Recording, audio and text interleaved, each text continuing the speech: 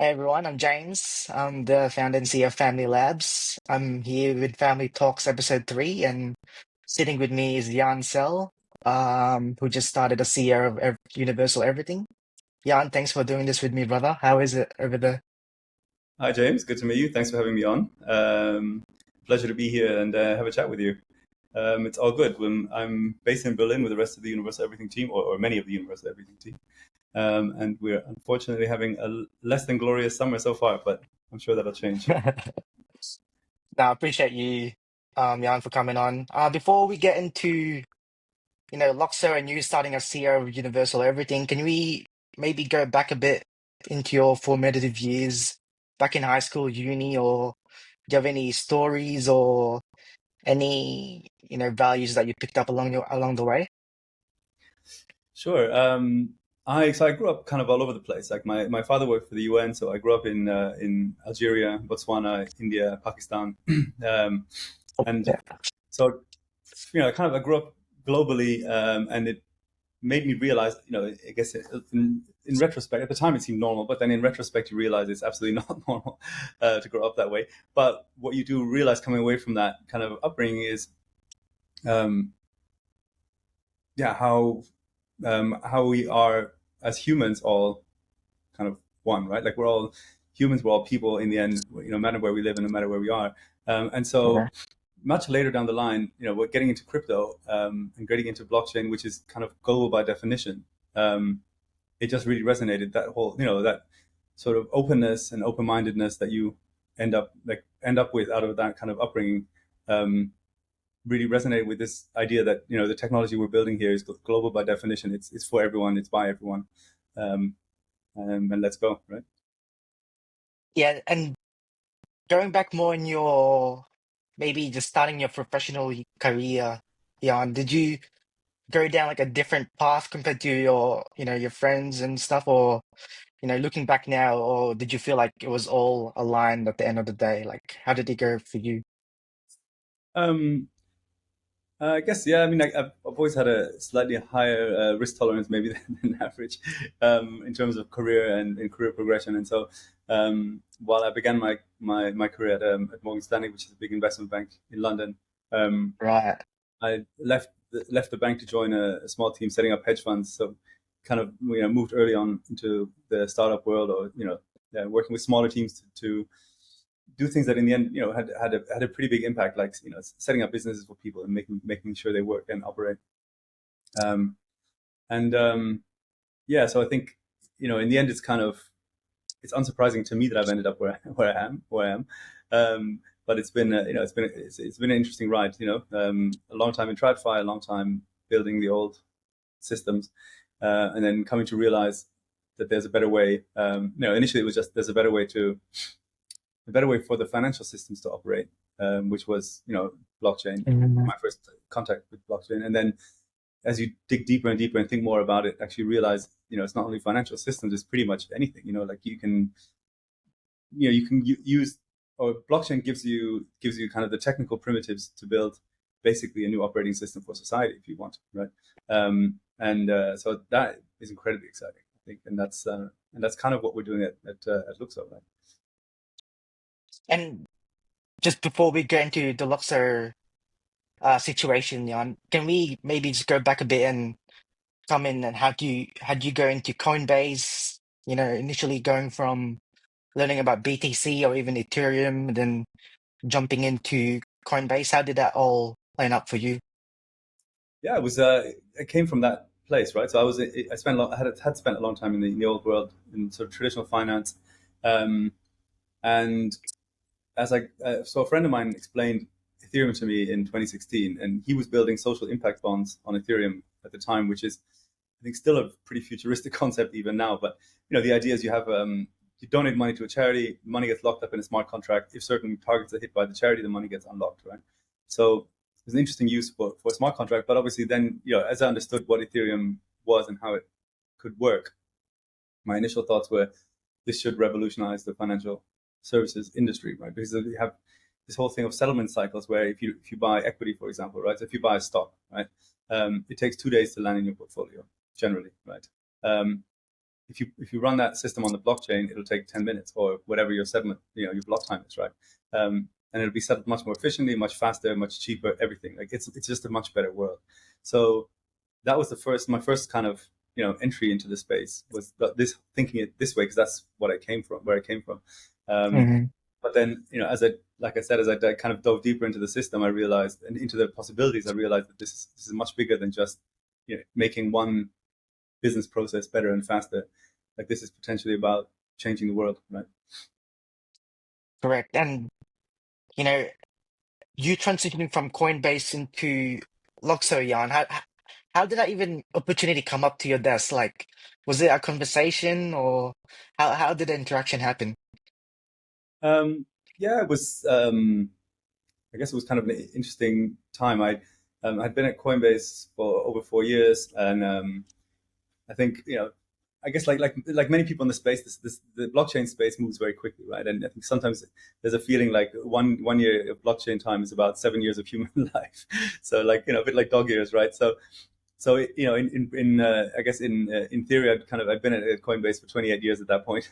That's a long time in anyone's book, right? Um, and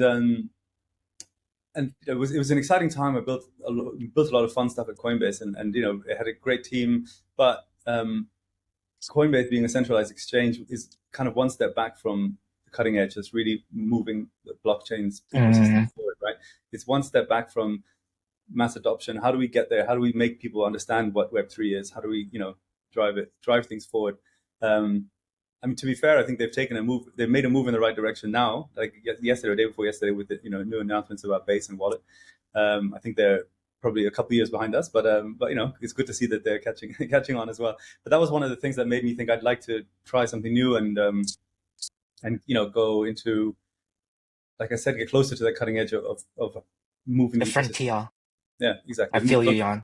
Yeah, so that I left Coinbase without really having a clear track, and through a neighbor of Fabian's, who is a good friend of mine, we ended up having a chat, and then the more we chatted, the more the whole project resonated with me.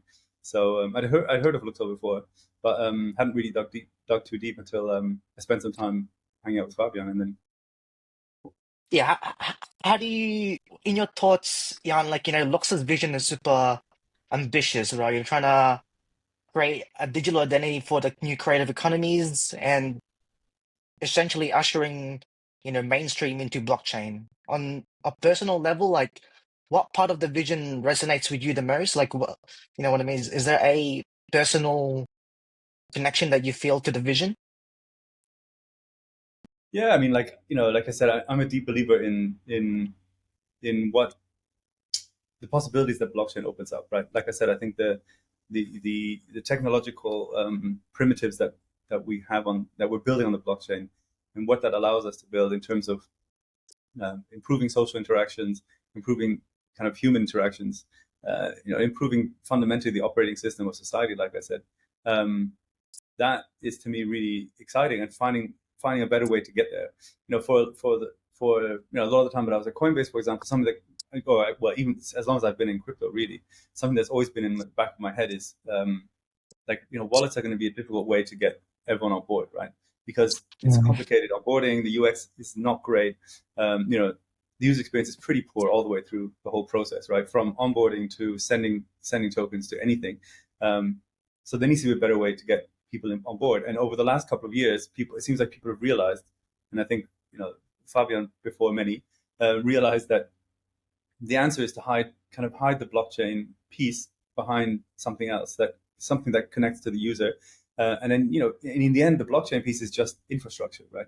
It's the infrastructure correct. which you need, but it's just infrastructure fundamentally, right? Like, so the same way, when you open your bank account, you don't see the inner workings of the bank. You just see your money and and when you send it somewhere, it arrives, right? The same way, blockchain and that whole piece should be hidden under the hood of of your you Correct. know of your access UI, right? Um, and so yeah, that for me, it's an incredibly intelligent way to do that, right?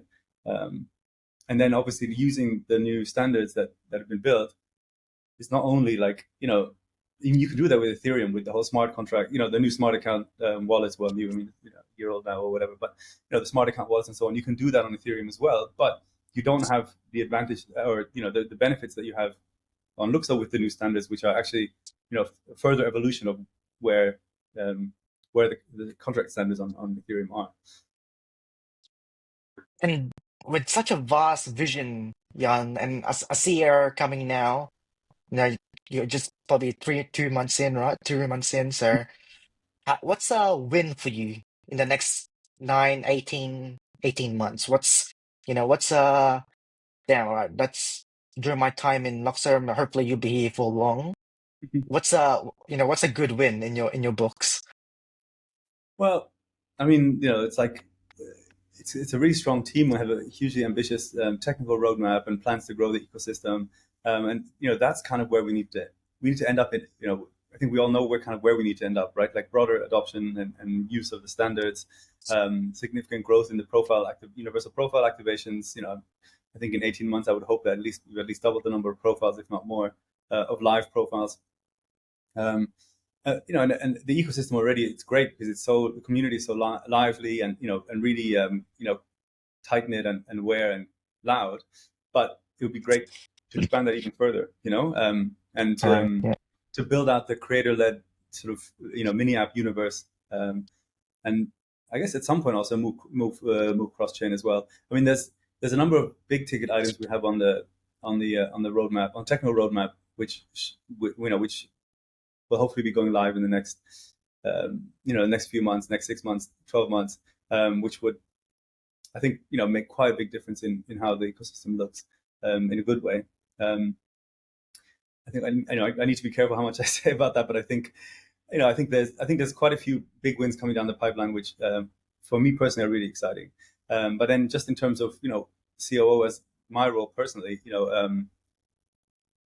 I kind of see my role basically to kind of take off Fabian's plate the things that distract him from doing what he does best. Right? Um, Mm. so I think that a lot of that's kind of what I'm focused on at the moment, is trying to find the bits and pieces that I can do, that I can take off Fabian's plate to give him the kind of breathing room to focus on building the technical stuff that he has done well and does incredibly well. So. Because like any small company, right? There's a bunch of little things that are constantly going on that the kind of thing that everyone has to do but nobody wants to do. But there's a place for that, and it's called operations, right? That's the team that takes care of all of that and lets the people who do what they the specialists focus on Yes, what. exactly right. And from your speaking with Fabian and the internal team, Jan, do you see like that first domino that we need to take out or that needs to fall down so that it starts this just wave of effects, that network effect? What's your thoughts about that? Yeah, I don't know if it's like a single thing. I think it's going to be like a steadily building wave. I think the idea to use like culture as kind of the tip of the wedge, the tip of the wedge to drive adoption, I think is a really interesting idea, um, because in many waves of adoption of different systems and processes, generally you often see they're led by culture in one way or the other. Culture Mm, kind of drives society, right? In many ways, drives adoption of different ideas, and so I think this is again something we're working on, which I think is really exciting. Is working, finding the right creators, the right sort of cultural projects to work with to kind of supercharge the ecosystem, and to suddenly kind of give bursts of vibrancy to the ecosystem.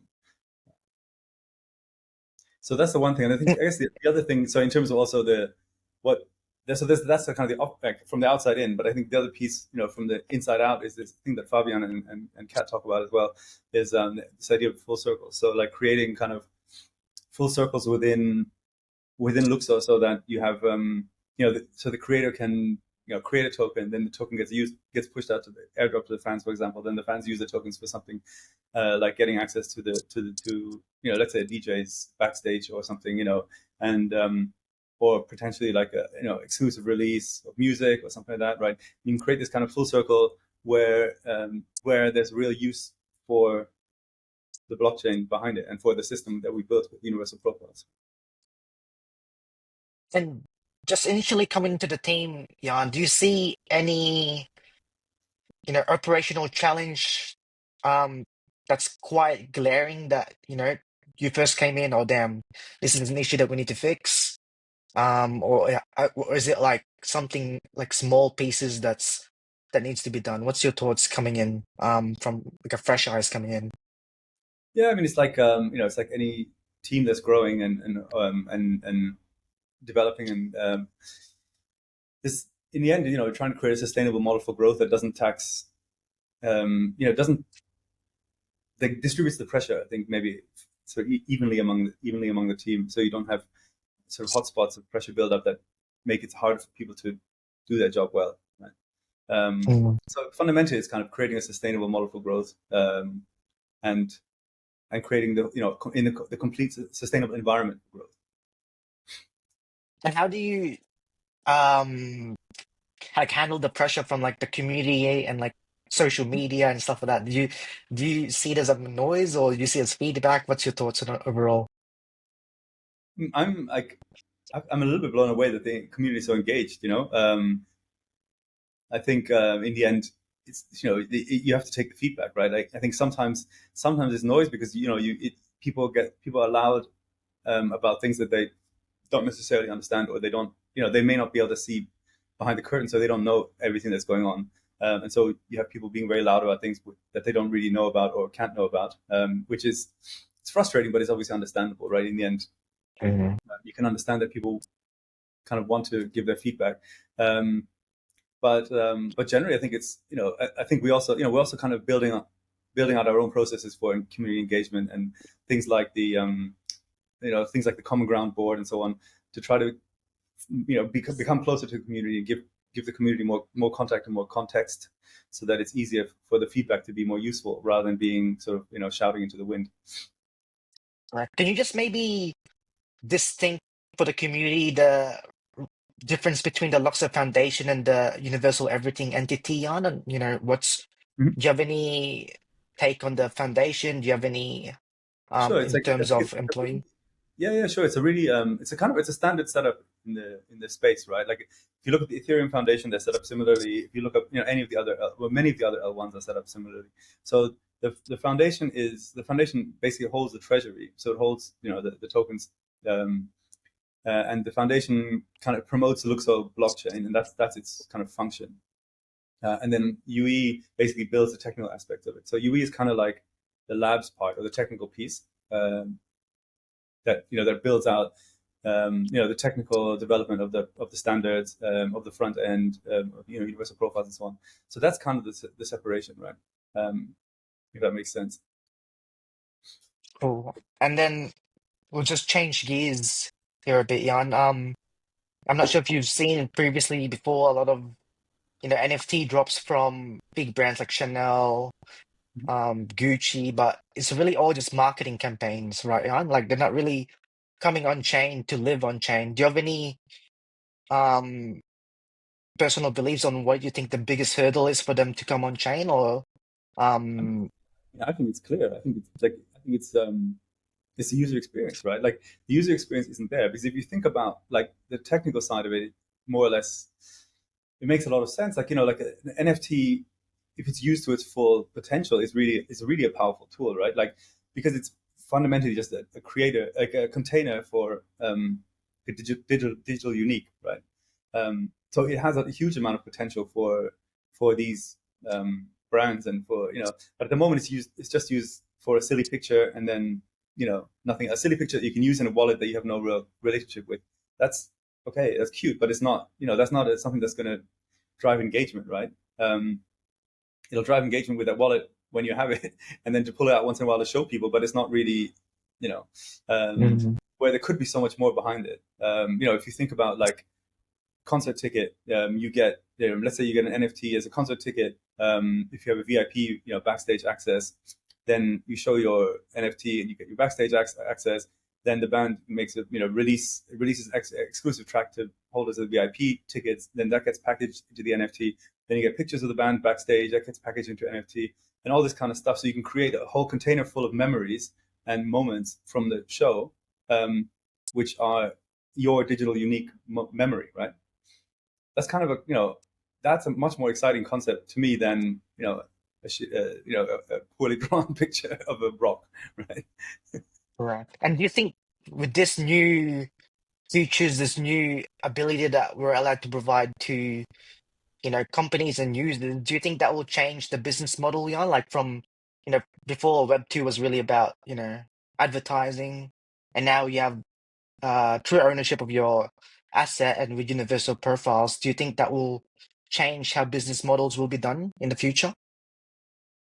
I think for sure, right? I mean, I think one of the big things that's coming will end up being, you know, disintermediation as well, right? Like, I think the ownership of your data, ownership of your like real digital identity, and so on, and also like true peer-to-peer interactions, kind of allows for a level of disintermediation of, for example, the big social media platforms, um, so that you end up creating microeconomies and royalties tied to digital ownership, digital identity, for example, processes of also taking out in many of these processes, for especially in the art world, there's huge levels of intermediaries who take fees out of, so the artist needs to get paid, but there's a bunch of people in between who take money out of the system without really adding much value to that process.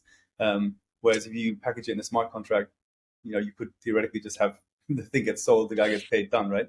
um, and there's no need for 3 or 4 levels of kind of people in between who don't really add a lot of value to the system.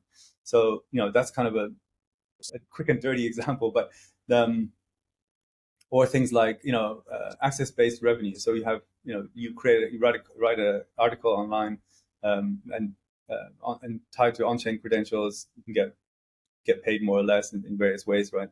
Um, Community-driven funding, the whole DAO, the DAO system, and so on. That's kind of not really possible um, without the incentivization you can build into a token-based economy. So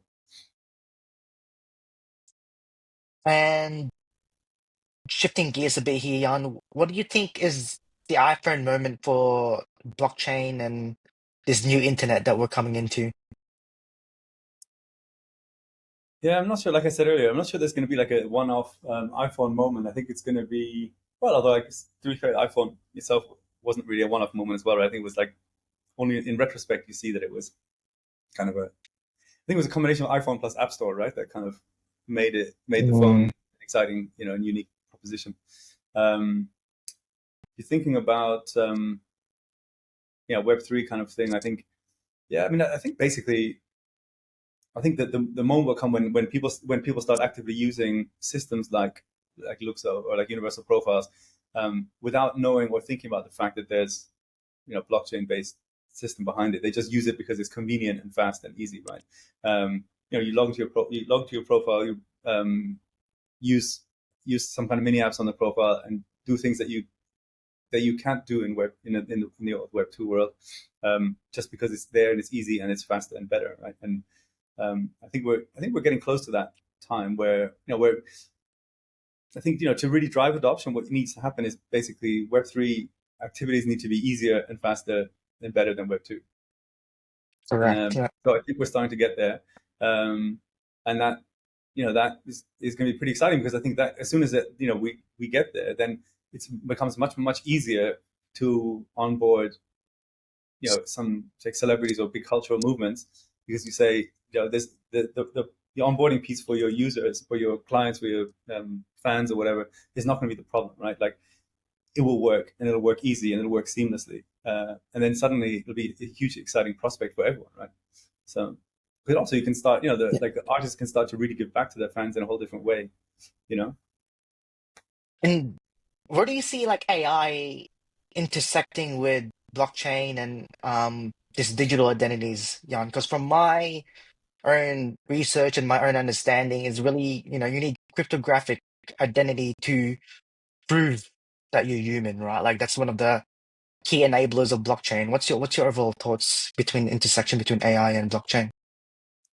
Well, I think there's a couple of things. Like, one is, you can look at the blockchain as kind of a truth machine for AI, right? Like, it's already been happening for a long time, but it's still, it's an ongoing problem of deep fakes and so on, and they're going to get worse exponentially quickly because the power of AI is improving. It's getting much harder to spot an obvious AI fake video, for example, right? And you could use blockchain based um, hash um, hashes of existing footage, for example, to prove, like this is fake because it doesn't contain the real footage, which is hashed here, for example, right? So blockchain Mm, can be kind of a truth machine for AI, but I think also more exciting, is when like blockchain also provides AI an opportunity to interact with the real world. Like AI agents could have accounts on a universal profile account, for example, and then can start interacting with dApps, right, um, directly. And so um, it's like, well, what? for example, like if you have a self-driving car, there's basically an AI in there, right? Then that car needs to get Correct. refueled, so you have the car has a universal profile, so you can keep track of it as well. And then it goes to the petrol station and refuels itself, based on the tokens, based on the token based system, because it can interact with the blockchain much more easily than it can with the fiat world. Um, and you've got, again, like a kind of full circle use case, right? What's a time frame in mind in when we get there, Jan? Three, What four, 5, 6. When we get like that really agentic, really autonomous kind of world. I think it'll be a hell of a lot faster than we think. That's the problem, right? Like I think humans really struggle to understand exponential growth, Mm, and so I think it'll come a lot faster than we think. I think we're talking about 5, 10 years. I think maybe I think we'll be surprised. I think it'll be before then. I mean, if you look at like Ray Kurzweil and the big futurologists, they talk about 2030 as the date for the singularity, right? The singularity being where general AI surpasses human intelligence, and we're coming up to that now, right? So few more years left, and we'll and see if we're right. yeah, interesting times ahead for sure. And Mm. Jan, what's your thoughts regarding, I feel like before the internet, like, but I was super young back then. It's really about, anonymity, pseudonymity. Now with blockchain, it's all about transparency, right? What's your thoughts between like the balance point between privacy and this transparency? Like, do you feel like they're all coming together and becoming your digital reputation? You know what I mean? Like, Yeah, yeah, it yeah, becomes your social credit score. Yeah. yeah. I mean, I think it is, and I think you already see it in China through the social credit, the social score. I'm not sure that's a great thing in that context. Um, but I think that there'll be a better way to build similar systems via things like Luxor, right? And I think here in Europe, well, I'm based in Europe, where GDPR, where privacy is a big part of what people care about. Um, it's something that people think about a lot when they're building these systems. Um, and so I think, yeah, I mean, I think it's something that especially like the European projects will always be very aware of, and sort of take into account as they build. Um, so, but yeah, I mean, I think if you look at like um, you know the CBDCs in China, right? Like it provides the government like a deep insight into everything that people do. That, for example, Correct. Yeah. would not fly in Europe, right? So, in Europe, you have the ECBs thinking about building their own CBDC, and through every study, every time they do, a kind of a study of European people, like the top concern everyone has about CBDC is privacy, right? So, it's a big concern, but I think like you said, I think that maybe it'll come together in some form of uh, of social reputation. Um, Because yeah, because what I see the real difference between this, what Luxor Universal provide is really that social reputation that you can bring in. For example, like your followers from LinkedIn to Facebook, all collectively in one, right? But do you see that being merged with your hard identity and with like passports and stuff, Jan, or will that will always be separate? I mean, it doesn't make any sense for me for it to be separate, right? Like, yeah, in the long run, I mean, I think you will be able to create separate identities, like on universal profiles. So you can have I'm sure you'll be able to have a couple of profiles. We're not KYCing anyone, right? So, um, but on the other hand, I think also what will also happen in the near future, I think is, there's no reason why identity, like, like your passport and so on, should not be on chain. In fact, it makes much more sense for it to be on chain. So they can also be queried with zero knowledge proofs, for example. So, you don't have to show your passport. You just get asked the question, and then the answer will be yes or All no, right? right. And then no, whoever is asking doesn't actually have to see any of your personal data. They just know that, cryptographically the answer is yes or no and it's correct, right? Um, and then that's a whole different ballgame, right? It's a whole different proposition. But for that to work, you need to have the hard identity on chain as well. And so I definitely see that coming. And I think especially Europe will be a big driver in that um, in that direction Cool. because, like I said before, privacy is a big issue here.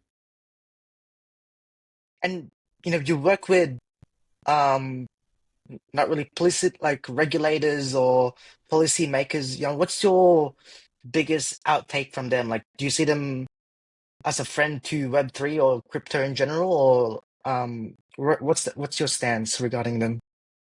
Um, like they're getting there, right? Like, when I started off in the blockchain space, it kind of goes both ways, right? Like when I started off start off in the blockchain space, there was hardly any regulation around any of this stuff, right? And but especially on the financial side, I think, the regulation serves two purposes, right? On the one hand, it gives a certain legitimacy to everything, right? So since MiCA, Mm. like the number, which is obviously the European regulation on crypto, which created like a kind of a regulatory framework under which you can operate as a crypto, as issuing a token or anything, right?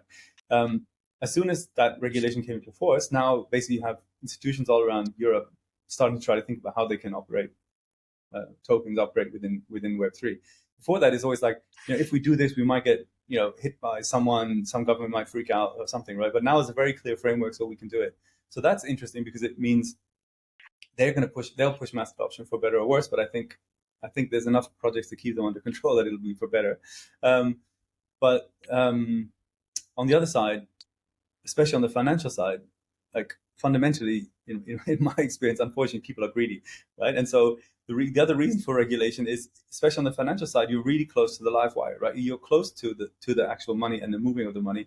And if there isn't regulation, what ends up happening is people end up dipping into the pot. Someone ends up dipping into the pot, right? And it happens even with regulation. So it's without regulation, it becomes mayhem. So unfortunately, because of the nature of humanity and how we are, like you need some form of regulation because you need some people, especially on the financial side, if you're too close to that live wire, um, need to be kept, need I guess some framework to be kept in check. And how do you balance it? Yeah, for example, like Luxor is permissionless, is it's Mhm. global, right? It's not really based in one nation. Like how do you balance that as a CEO, dealing with this regulators, you have different companies that you're trying to interact with. How does that play in the ground? Well, like I said, like the fact that you have more and more regulatory frameworks around the world that make sense to people, that not may or may not make sense, but give a certain structure to the whole conversation. You have more and more people, especially on the institutional level, talking about it, right, and getting involved, um, which just brings a hell of a lot more money into the space, right? Like, and I think makes it just the drives the funding of the ecosystem, drives the funding of projects as well. Because I also do a little bit of work on the VC side, so it's really interesting to see the other side of the coin, right? Um, but I mean, fundamentally, like I said at the beginning, right? Like I grew up around the world, and I see kind of the current sort of trend of deglobalization and so on as not a great movement, right? I think I don't think we're gonna. I guess we're facing major problems in the long run, like water and climate change and things like this, right? No one nation's gonna be able to solve that problem or those problems, right? Or migration because of water, like water drought leading to migration, for example, climate change leading to mass migration. Germany alone is not going to be able to solve that problem, or the UK, or So at the very least, we need regional blocks. But then, if you think about it, in the end, what I said earlier as well, like we're all human beings, right? We all have we all have children. We all care for our children. We all love the same way. We're just people, and so Correct. in the end, of course, there's different economic strata and so on, and that you need to work on. You need to keep that in mind. But fundamentally, deglobalization to become small little angry nations that fight each other, that's not the answer. I think, yeah, that's a great filter for me. So I love that, Jan.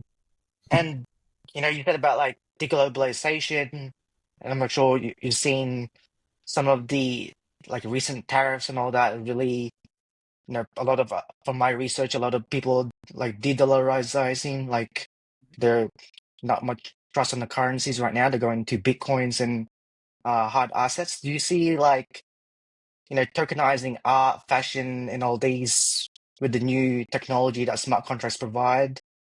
Do you see like that as the new asset that's going to be coming on? it could be. I mean, like, something that I've been thinking about for a long time in this whole space is like, I mean, AI has been coming for a while. It's not like it's not really a surprise to anyone who's been paying attention. But I think that there's kind of a non-zero probability that AI ends up resulting in, like, serious levels of unemployment, but structural unemployment, right?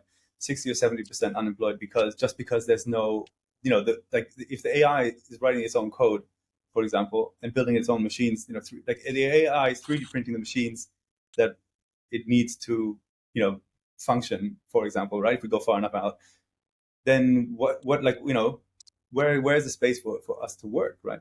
And I think it's like, Mhm. so I think, like, I'm not saying that's the future, but I'm saying there's a non-zero probability, right?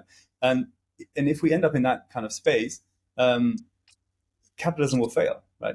Like, capitalism as we know it won't function in a society where 60 or 70% of the people are structurally, like, i.e. permanently unemployed, right?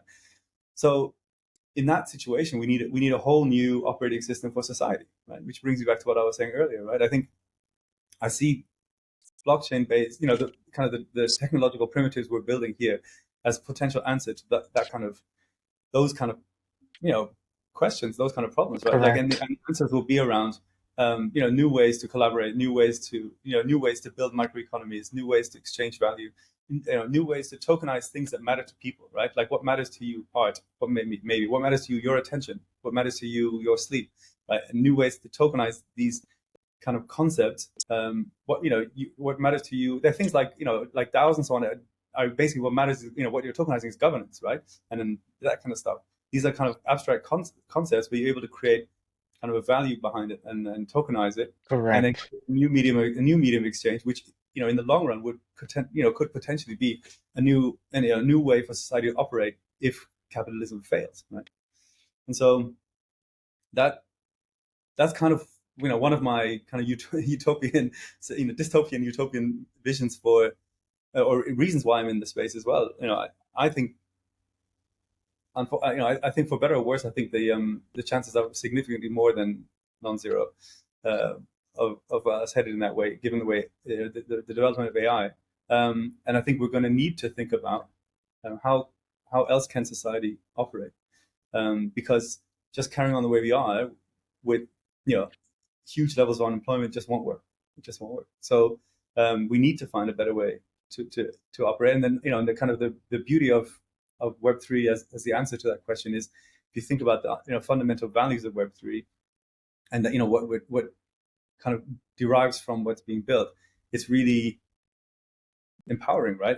It's all about empowering the individual, peer-to-peer exchange, disintermediation, Correct. freedom, and, ownership of your own identity, of yourself, self-sovereignty. All these concepts that are really powerful and exciting, are really, kind of a beautiful answer to what could be a big problem, right? And just to play devil's advocate here, Jan, you Mhm. said a lot of self-sovereignty, a lot of empowering creators, individuals, and there's always going to be some losers at the end of the day. I think, and what this technology is really doing is removing some of that power away from these big corporations, these big companies. What's, you know, if I were them, like, oh, damn, you're taking away some of my opportunity. What would you say to them, Jan? Well, yes, frankly. I mean, that's the thing, right? Like, I think a lot of those bigger systems are going to be disintermediated and eventually fade to irrelevance. Um, and that's not a bad thing, That's you how it know. is. Yeah, Yeah, that's not exactly. a bad thing, right? Like, if you look at the power, and I guess everyone has their own view on social media and what what the impact has been globally of social media. But I would argue that over the last whatever 10 years, it's not had a great positive impact, and it's been driven by, I think, the centralization of social media, the fact that it's money driven the way it is, the fact that you have the algorithms that are driving engagement in a certain way, to kind of drive that machine and drive that feed the beast, right? Um, all of that would be much better built on a system, on a kind of Web3 based system where you don't have that kind of beast in the background that kind of rides roughshod over what um, over social values. Right? Correct. And especially when they can control so much of the attention and where, you know, fundamentally they control culture at the end of the day. They can control what you view, what you see. So Exactly. it's Okay. And how you and think. That's a dystopia, right? exactly right. And how you think, and like you see that, the famous red feed, blue feed experiment, right? Where I think it was some paper in the States, they created two profiles on, I think it was Facebook back then, but it applies to any social media platform nowadays. And they created one on one of the feeds, one of the accounts. They just clicked on everything that was more far right, and one of the accounts they clicked on every ad they saw that was more far left. And then you look at their feeds after 2 or 3 days, even, and it's like Exactly. completely different worlds, right? In terms of the information they get, the stuff they see, that's not great, right? I think so, because I feel like, at risk of being being old school, I think there's a concept of truth somewhere. I don't think everything is relative. I think there are, yeah. I mean, there is a better place. Kind of, there is a medium somewhere which is not, you know, which is objective, right? And it's not, in my Correct. world, it's Yeah. like this. No, there is no your world and my world. There's a world, and we're all in it, right? Um, so it would be good to get back there, right? And do you feel like these big tech, big companies will adjust? Yeah, because fundamentally to me, I just, maybe I might be biased in a way, but I do see the same future as you, where eventually this sort of technology will just eat up the existing technology, right? But do you think these big tech people will jump in and adopt this new technology, or do you feel like they'll stay with what they've built? Well, I'm sure they'll try, but it'll be interesting to see how it plays out, right? I think the whole decentralization piece will make it difficult for them to, because they don't make sense anymore in the frame, right? If you think about media, That, social media, for example, I think, well, it also that, depends on the industry, right? I think, if you think about social media, for example, they don't make sense anymore in this space, right? Um, I think if you look at other systems like, like the old financial system, I think, for example, stable coins, I think will become a big part of, well, in medium term, even, I think will replace all the fiat rails we have nowadays. But many of those institutions will still be around. In the financial world, I don't think it's going to completely destroy these institutions the same way it would potentially in the kind of the cultural space that we operate in. social media, I getcha. Um,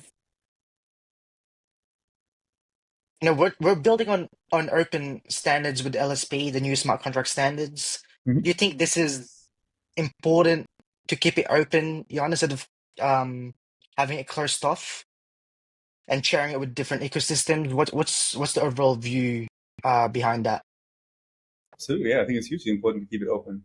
Um, I think also, I mean, the whole one of the the values of Web3, I guess, if you like, is sort of it is collaborative. It's open, permissionless, and it's kind of value driven, right? And I think by closing it off, you're just heading back into the old world.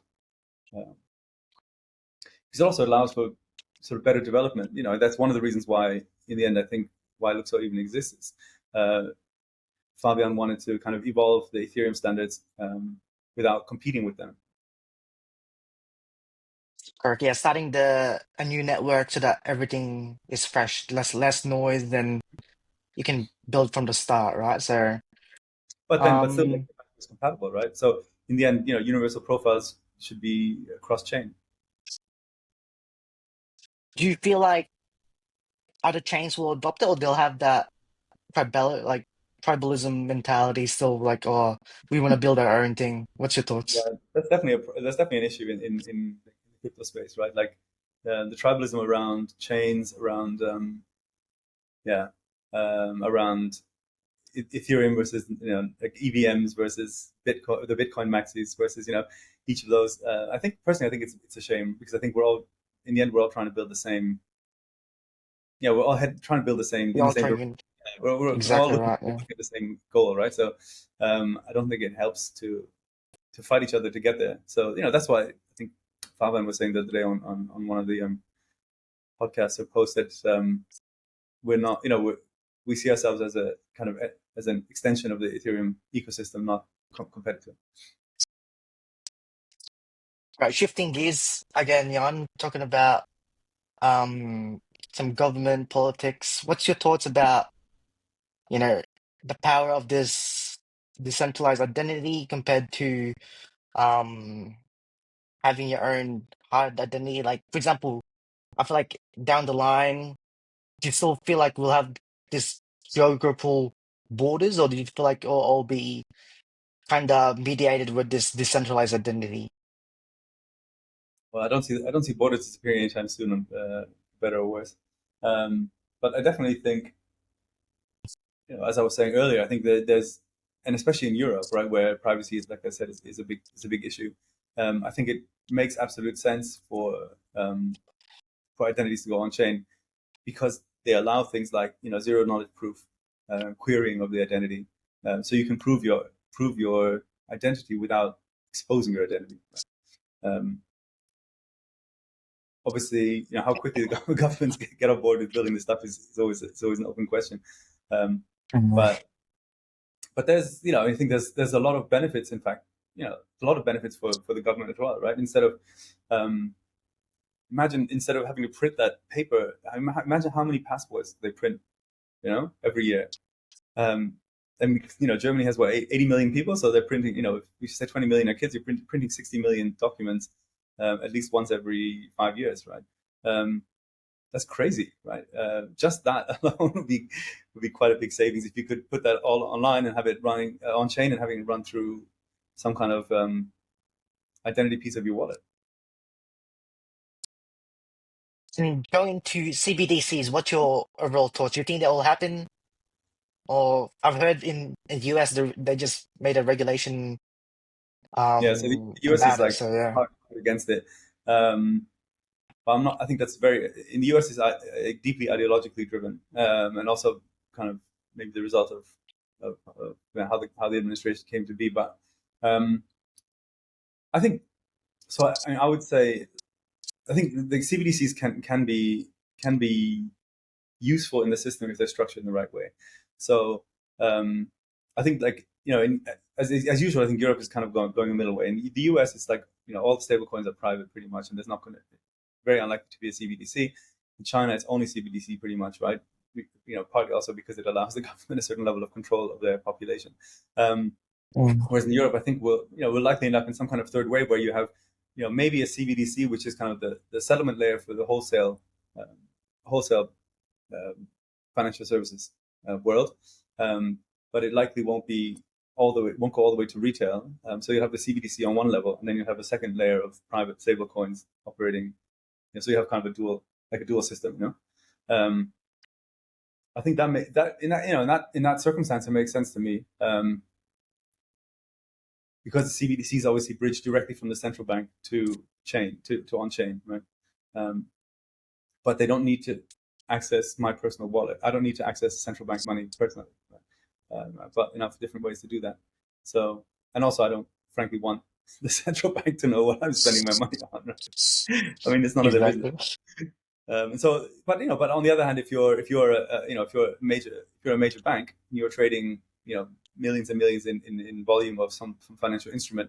Um, it makes imminent sense to settle that thing within, settle that trade within 10 minutes, and be able to use um, the CBDC as a kind of a settlement layer. So you have finality of settlement, but also no counterparty risk because in the end you're backing against the central bank directly, right? So it makes sense to me. I think there's a place for it, but it has to be structured right, obviously. And I think this is part of the big debate that's going on in Europe at the moment. I love that, Jan. Um, I think we touched on about this a bit. What do you think is the philosophical why behind the decentralization movement? Do you think, if it succeeds, what's the biggest positive change it will bring to society? Um, it's interesting, right? Like I think it comes down to like um, on the one hand, individual sovereignty, and ownership, self-sovereign ownership of identity and so on, um, and then collective empowerment on the other hand, collective empowerment through peer-to-peer transactions, through disintermediation, and through also increasing censorship resistance.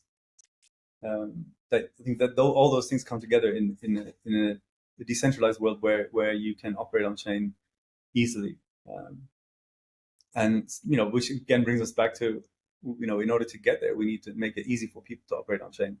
We need to make it um, easy and transparent and, and uncomplicated. And I think that's one of the things we're building here, right? Like trying to make it as easy as possible for people to start to play with it, um, enabling people then to get more involved with the whole decentralized world, um, at their own pace, but also in an easy and kind of accessible way. Right? Because I think even like the type of jobs are kind of heading that way. Yeah, and I'm not sure um you've paid attention about it, but like streamers and like this IRL streamers are really hitting it off with Gen Alphas, right? And I think this guy's gonna come into the job market and they don't really want to get into that typical bank job, you know what I mean? That 9 to 5 jobs are, yeah, what's your thoughts about this upcoming new generation that wanna create? I feel like they're more entrepreneurial.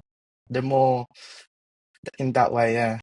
I think so, but also because they have to be, right? I think because I think that the whole, you know, AI is already starting to take jobs and starting to change the way people work, and so it makes sense.